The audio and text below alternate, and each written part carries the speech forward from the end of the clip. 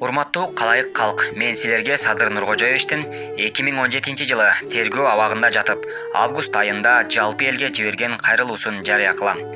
Бул кайрылууну ошол мезгилде президенттик шайлоого даярдыктар жүрүп жатканда мага аманат катары берип, жалпы элге жарыя кылып коюумду өтүнгөн. Бирок ошол кезде белгилүү себептерден улам Садыр Нуркожоевичтин жакындары караманча каршы чыгып, жарыя кылдырбай коюшкан. Азыр бул кайрылуусун окуп отурсам, бүгүн да актуалдуулугун жоготпоптур. Ошол үчүн чапанымды чечип алышса да эч кимден сурабастан ушул аманатты аткарып коюуну туура көрдүм. Төмөндө Садыр Нуркожоевичтин кайрылуусу. Садыр Жапаров. Урматтуу кыргызстандыктар, өлкөбүздө көп улуттуу калк жашайбыз. Бир мамлекетте жашап жаткандан кийин казак, өзбек, орус, тажик, уйгур, дунган мейли кайсы улут болбосун, баарыңыздарга кайрылуу жасаймын. Кыргызстан эгемендик алып, өз алдыбызча жашап келе жатканыбызга 25 жыл болду. Биз сыяктуу эгемен алган өлкөлөр байгер жашоону бияка коелу, бүгүн алды космоско уча баштаса, биздикиндей кен байлыктары жок, чөлдө жашаган өлкөлөр деңиздин үстүнө асман тиреген имараттарды кура башташты. 30 жыл мурда бизден артта турган өлкөлөр өз жарандарын туулгандан баштап өлгөнгө чейин өкмөтү өзү багып жатат. Биз болсо өз байлыктарыбызды талатып тонотуп, кара курсакты тойгуза албай, насыядан насыяга батып, гум жардам менен жашаган өлкөгө айландык. Курсактагы балабызга чейин $700 карыз болдук. Өлкөбүздүн келечеги болгон жаштарыбыз тентип кетти. Буга ким күнөөлүү? Албетте биринчи кезекте өлкө башында турган жетекчилер күнөөлүү болсо, экинчи кезекте жалпы элдин да кандайдыр бир деңгээлде күнөөңөр бар. Анткени байлыгыбызды уурдап, талаптанып кетип жаткан урууларды көрүп билип туруп, токтотуп калбаган кайдыгербиз. Анча-мынча эл арасынан чыгып, митингдерди уюштуруп, токтот деп бир кыйкырып коюп, кийин жагында дүйнөгө же кызматка сатылып кеткен жаш лидерлерибиз күнөөлүү. Себеби лидер болмуш боло калып, элдин ишеничине кирип, элди ээрчитип алып, ишти аягына чыкпай, жеке кызыкчылыгы үчүн соодалашып, акчага же кызматка сатылып кетишип, эл тажап, лидер сымалдарга ишенбей, кайдыгер болуп калганбыз. Мындай көрүнүштөр ар бир облуста азырда кайталанып жатат. Ошентип бүгүн өлкөбүз жардын кырына келип калды. 6-7 жылдан кийин Кытай мамлекетине 2 миллиард, башка өлкөлөргө $3 миллиард карызыбызды төлөй турган убакыт келет. Албетте төлөй албайбыз, казынабыз бош. Жыл сайын 10 миллиард сомдун тегерегинде тартыштыгыбыз бар. Бизден сурабай туруп, жерлерибизди алышат. Себеби мамлекет башчыларыбыз Кытайдан карыз алып жатканда, эгер өз убагында төлөй албай калсак, суверендүүлүгүбүздөн баш тартабыз. Эл аралык сотко кайрылбайбыз. Кокус соттошуп калсак, сот Гонконгдо Кытай тилинде болсун деп кол коюп беришкен экен. Суверендүүлүгүбүздөн баш тартабыз деген сөз, эгер насыяны үстөгү менен төлөө мөөнөтүн бир эле күн кечиктирсек, мамлекетибизди силер башкаргыла деген сөз. Бул эч талашсыз. Бул эмес жылуулук берүү борбору, түндүк-түштүк альтернативалуу жолу, датка кемин электр чордону дагы Кытай тараптын башкаруусуна өтүүгө макулбуз деп кол коюшуптур. Булардын баарын Кытай тарап алып башкара баштаса, биз эч кандай каршылык көрсөтө албайбыз. Бизге дүйнөлүк держава болгон өлкөлөрдөн да жардам бере алышпайт. Анткени мамлекет башчыбыз мамлекеттин атынан кол коюп берген Кыргыз-Кытай эл аралык келишими турат. Мен Кытайдан келип жаткан инвестицияларга жана эки мамлекеттин ортосундагы ысык мамилеге эч каршы эмесмин. Бирок мынча көп үстөгү асмандын башы болгон насыя алардан мурда терең ойлонуп, жети өлчөп бир кесиш керек эле. Кайра төлөп берүүчү булактар аныкталыш керек болчу. Качан гана өз убагында төлөп кетүүгө көзүбүз жеткенде алсак болмок. Ошондо да 2% менен эмес, 0,75% менен алышыбыз керек эле. Кыргызда сөз бар, болор иш болду, боосу канды дейт. Эми эмне кылыбыз керек деген суроо туулат. Пайдасынан зыяны көп, чыгымдары асмандын башы болгон бүгүнкү чириген башкаруу системасын тез арада өзгөртүп, 2 айдын ичинде жаңы башкаруу системасын ишке киргизишибиз керек. Азыр бир тыйынды үнөмдөө үчүн парламент партиялык эмес, бир мандаттуу округтардан шайланып, 35 депутаттан ашпасын. Ар бир райондун өзүнүн депутаты келсин. Чынын айтсак, 6 миллион калкы бар өлкөгө 35 депутат дагы көптүк кылат. Депутат деген жол оңдобойт, көпүрө салбайт, мектеп курбайт. Мыйзам жазып, анын аткарылышын көзөмөлдөсүн. Кадр тандоо иштерине кийлигишпесин, өкмөттү президент өзү башкарып, жалпы эл алдында жоопкерчиликти толук өз мойнуна алсын. Бир эле вице-президент болсун. Бүгүнкүдөй пайдасынан чыгымы көп башкаруучулар армиясынын кереги жок.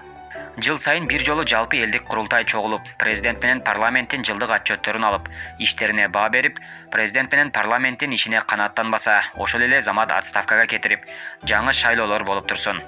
Мына ошондо гана накта элдик бийлик орнойт. Иштей албаган президент менен парламентте 6 жыл күтүп убакытты кетириштин кереги жок. Убакыт Кыргызстан өнүгүп алсын деп күтпөйт экен. Дүйнө элдери космосто жүрөт. Биз эмдигиче күрөк кетмен доордо жашап жатабыз. Бул ачуу чындык. Мына ушундай реформаны канчалык тез жасасак, дүркүрөп өнүгө баштайбыз. Болбосо сазга батканыбыз баткан. Профессионалдуу кадрлардан турган башка өлкөлөрдүн өнүгүүсүнө салым кошуп, чет мамлекеттерде иштеп жүрүшкөн 21 кылымдын кадрларынан тез арада мамлекеттик кызматтарга тартышыбыз зарыл. Тааныш билиш тууган урук деген оорудан арылып, чыныгы профессионалдарды конкурс менен кызматка алышыбыз керек. Эшикте 21 кылым, дос, жолдош жоро, куда сөөктөр башкара бергидей илгерки заман эмес. Эгер ушундай өзгөрүүлөрдү бүгүн жасабастан, эт менен челдин ортосундагы башкаруу система менен кете берсек, казынабыз бөксө бойдон илең салаң болуп, 2023 жылкы президенттик шайлоого жетебиз. Андан аркы мамлекетибиздин бүтүндүгү күмөн.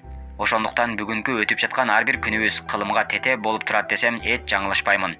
Кийин муну тарых тастыктайт. 2025 жылдан баштап жерлерибиз кертилип кете баштайт. Биз өзүбүз ээ боло албай, башыбызды мыкчып олтуруп калабыз.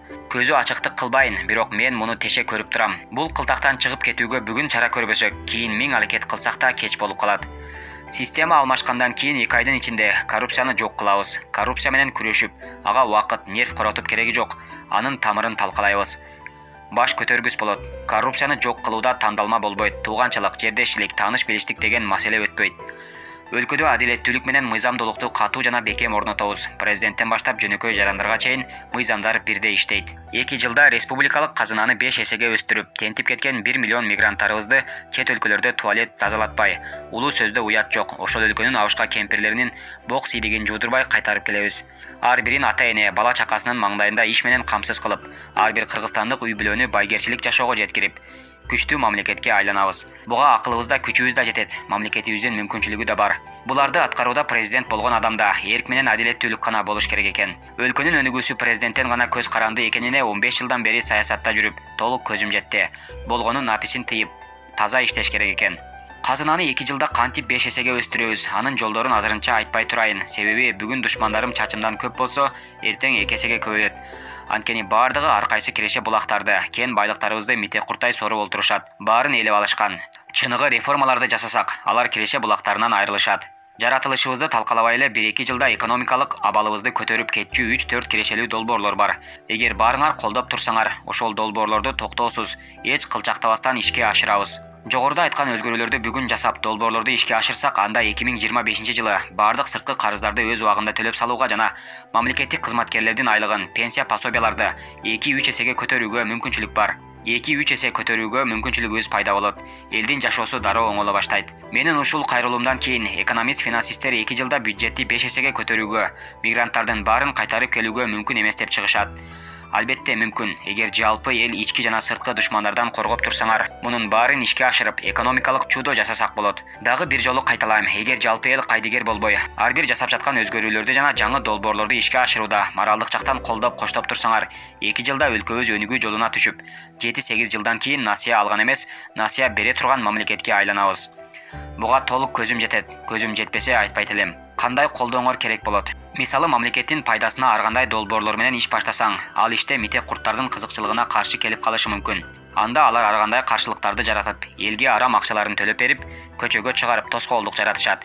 Кетсин деп кыйкыртышат. Мындай окуя 2011 жылы сот системасына реформа жасап баштаганымда башымдан өткөн. Ошол сыяктуу жана башка дагы толгон токой ар кандай каршылыктарды жасашат. Дагы бир мисал, уруу чиновниктерди камасаң, алардын тарапташтары биздин баланы бошот, кайра кызматка кой деп митингге чыгат. Уруу чиновниктер ошол эле митингге чыккан элдин өзүнө тиешелүү миллиардтаган байлыгын уурдап, анын 10%-на той өткөрүп, айлыңарга майда чүйдө бир нерселерди жасап, жылкы союп уча тартып койсо, этегине жүгүнүп жүрөсүңөр. Алар силердин ырыскыңарды уурдап келишкен. Мындан ары да уурдай беришет. Ушуну жакшылап түшүнүүңөр керек. Кезепети мына мынтип мамлекетибиз жок болуп кетүү коркунучуна кептелип олтурат. Ошол үчүн аларды жок кылбасак, мамлекетибиз өзү жок болот. Уруулар жогорку эшелондо 150-200 адамды түзөт. Бири-бирин колдошуп, бир кызматтан айдалса, экинчи кызматка өтүшүп, 28 жылдан бери айланып тегеренип эле казынабызды соруп келе жатышат. Куда сөөк, өкүл ата, өкүл апаларга айланып чырмалышып кетишкен. Буларды Кыргызстандын келечеги кызыктырбайт. Себеби баарынын чет өлкөлөрдө виллалары бар.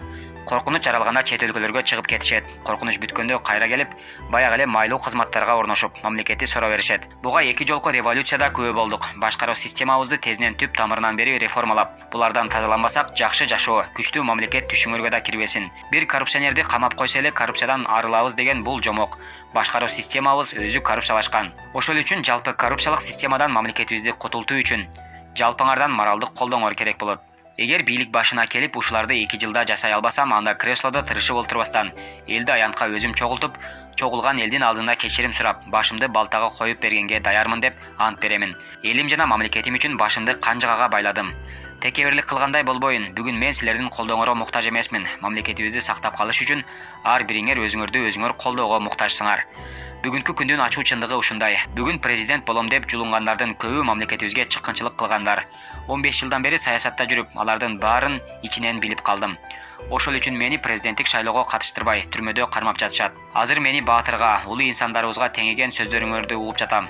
Азырынча баатырдын Б тамгасына тати элекмин. Эли ачкадан тентип жүргөн, башка өлкөлөрдүн алдында чөгөлөп турган кембагал өлкөдө баатырмын, академикмин, доктор, профессормун деген уят. Азырынча бир да баатырыбыз элдин таламын талашып, чындыкты айтканын көрө элекмин. Качан гана алдыга койгон максаттарыбызга жетип, Кыргызстанды кылтактан чыгарып, мигранттарды өлкөбүзгө кайтарып келип, эң кедей деген үй бүлөнүн итаягы алтындан болгон заманга жеткиргенибизде гана баатыр, академик, профессор, докторбуз десеңер жарашат.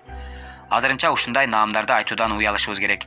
Тилекке каршы 10 жылдан бери мамлекетти байытуу боюнча көптөгөн иш-аракеттеримди мите курттар аягына чыгартышпады.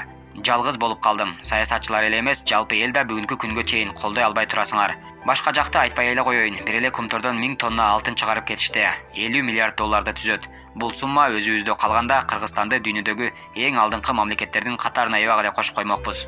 Мага байлык керек эмес, жалгыз жанын ит да багат деген сөз бар. Анын сыңарындай бир үй бүлөңдү байлык топтобой эле багып койсоң болот. Байлык топтоп алып, аны көрүңө көтөрө кетпейсиң. Азыркы башкаруучуларга окшоп, чет өлкөлүк олигархтарга сатылып, мамлекеттин, элдин байлыгын алардын пайдасына иштетип, элди бүтүндөй мамлекетти аларга кул кылбаймын. Байлык, бийлик, жамандык, жакшылык, жыргалчылык, кыйынчылык, көпкөнчүлүктүн баарын басып өттүм. Балким ушунун баарын көрсүн деп Кудай мага атайлап сыноо берди деп ойлойм. Мага эми өлкөбүздүн эртеңи, түбөлүк бүтүндүгү, жаштарыбыздын келечеги керек. Менин да бала чакам, небере чөбөрөлөрүм ушул мамлекетте жашайт. Ооба, эгер саясатка аралашпасам, мен деле силерге окшоп, кайдыгер жашоодо жашап жүрөт белем, ким билет. Бирок мамлекетибиз кептелген туңгуюктан баарын өз көзүм менен көрүп туруп, мынтип ал туңгуюктан чыгып кетүүгө жолду билип туруп, дудук болуп жата албадым. Бүгүнкү башкаруу системасы боюнча мамлекетибиздин келечек тагдыры үчүн конкретно бир адам жооп бербейт. Парламент өкмөткө шылтайт, өкмөт президентке шылтайт, президент кайра парламентке шылтайт. Ошентип 25 жылдан бери бири-бирине шылтаган айлампа башкаруу системасы менен өлкөбүз тонолуп, жардын кырына келип калганын өз көзүңөр менен көрүп турасыңар. Мындан ары бир киши жоопкерчиликти өз мойнуна алып, мамлекетти кылтактан чыгарып кетпесек, кийин күнөөлүү ким экенин таппай калабыз. Тапканда деле ал убакта жазалоо маселесин биз чечпейбиз. Ошондуктан кимде-ким таза иштеймин, жемкорлукка азгырылбаймын. Мамлекетибиздин жаркын келечеги үчүн башымды сайдым деп ант бергенге духу жеткендер болсо бир муштумга бириктиле. 25 мартта дал ушундай программалар менен мамлекет үчүн башымды сайып, президенттик шайлоого катышыш үчүн келе жаткан элем. Тилекке каршы чек арадан өткөрбөй камап коюшту. Мени камагандан 2 себеби бар эле. Биринчиси президенттик шайлоого катыштырбаш керек болчу. Экинчиси Кумтор жана өлкөбүздүн бардык аймактарындагы миллиардтаган кен байлыктар ташылып бүткөнчө тамагыбызга тыгылган сөөк болбой түрмөдө жатсын дешти. Бийлик 2 максаттын тең ишке ашырды. Президенттик шайлоого камакта жатып катыша албадым. БШК уруксат бербеди. Өлкөбүздөгү кен байлыктардын кору түгөндү. Азыр ушундай кыйын абалда жатсам дагы мамлекетибиздин эртеки келечеги кандай болот? Бала чакаларыбыз кандай өлкөдө жашайт? Мамлекети жок улут жетим баладай дегендей, өмүр бою кул болуп, башка өлкөлөрдө тентип калышпайбы деп сарсанаа болуп жатамын. Ата бабаларыбыз кыздарыбыз күң болбосун, балдарыбыз кул болбосун дешип, биз үчүн ала тообуз үчүн канын төгүшкөн. А биз болсо урпактарыбыздын келечегин ойломок түгүл, көр оокат менен кара курсактын кулу болуп кеттик. Ала тообуз талкаланып бүттү. Ошондуктан баарыңыздарга кайрыламын.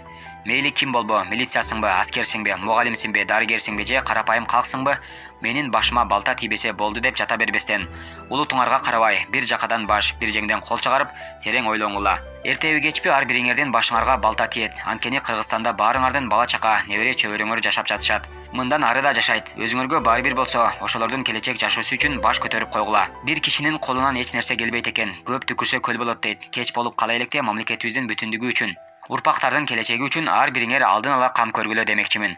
Болбосо 7-8 жылдан кийин кемебиз чөгөт. Акаевче, Бакиевче, Атамбаевче, красный черный болуп бөлүнбөгүлө. Баарыңар бир кемеде экениңерди эч качан эсиңерден чыгарбагыла. Эгер ушул сөзүм дагы силерди ойготпосо, анда Кыргызстандын келечеги өлдү. Мен деле жеке кызыкчылыгымды көздөп жата берейин. Сиздерди терең урматтоо менен, Садыр Нуркожоевич Жапаров, Бишкек шаары, СИЗО 1, 10 август 2017 жыл. Урматтуу калай калк, андан бери Садыр Нуркожоевичтин атасы дүйнөдөн өттү. Бир уч топурак салып акыркы сапарга узатканга да мүмкүнчүлүк беришпеди. 1 грамм алтын болсо да өз өлкөбүздө калсын, өз элибиздин пайдасына иштесин деп Кумтор сунуштаган 100 миллион доллар параны албай, бийлик менен соодалашпай жатып энесинен, баласынан айрылды. Кудай бир дагы пендесине мындай оор сыноо бербесин. Бирок ушундай кыйын абалда жатса дагы мамлекетибиздин эртеңки келечеги үчүн сарсанаа болуп жатат. Эл күнүмдүк койру оокат менен алпурушуп жатабыз. Эмне мамлекетибиз жок болгондо турабызбы? Бир эле Садыр Жапаровго керекпи мамлекетибиз? Көзү өтүп кеткен Исхак Разаков атабызды тирилип келсе деген сөздөрдү айтабыз. Мына силерге 21-кылымдын Исхак Разакову деп Садыр Жапаров деп айта алам. Мен ушул жашка чыкканы Садыр Нуркожоевичтей башын сайып, таза иштеген бир да саясатчыны көрө элекмин. Элдин талабы менен чыгарып алышыбыз керек. Башка жол калбады. Биз, адвокаттар, бардык мыйзамдуу жолдор менен Садыр Жапаровдун 1 грамм күнөөсү жок экенине толук далилдеп бердик. Ошентсек да бийлик менен соттор мыйзамдарыңды уруп ойнобой, күч менен кармап жатышат. Элдин баарына колдонуп жаткан мыйзамдарды Садыр Жапаровго келгенде тебелеп өтүп жатышат. Болбосо Садыр Жапаров 3 жыл мурда эркиндикте болмок. Керек болсо мамлекетке чыккынчылык кылгандар Садыр Жапаровдон кийин камалып, бүгүн эркиндикте жүрүшөт. Эмне дейбиз? Эл тараза, эл сынчы демекчи, элдин талдоосуна койдук. Мен бул кайрылуусун жарыялагандан кийин туугандары же башка бирөөлөр постуңду алып сал дешип, мени жаман көрүшү мүмкүн. Кийин мени туура кылган экенсиң деп айтаарыңарга терең ишенем. Анткени бул кайрылууда бир кишинин эмес, 6 миллион элдин кызыкчылыгы турат. Садыр Жапаров чек араларыбыз боюнча 15 жыл мурда айтканы бүгүн туура келди. Азыр менин кичи мекеним Баткенде күн сайын чырчыгып чек арачыларыбыз өлүп жатат. Кумтордо катастрофа болот, алдын албасак адамдарыбыз өлөт деп 8 жыл мурда айтканы туура келди. Катастрофа жүрүп 2 адамыбыз өлдү. Эми бүгүндөн кечикпей өзгөрүүлөрдү тез жасабасак, 6-7 жылдан кийин бизди башка мамлекеттер башкарат деп жатат. Дагы кандай далилдер керек бизге? Кеч боло электе ойгонолу калайык калк. Милициянын отставкадагы полковниги, Жогорку кеңештин 3-чакырылышынын депутаты, адвокат Номанжан Аркабаев. Маалымат булагы Наргиза Токонова, Facebook баракчасы.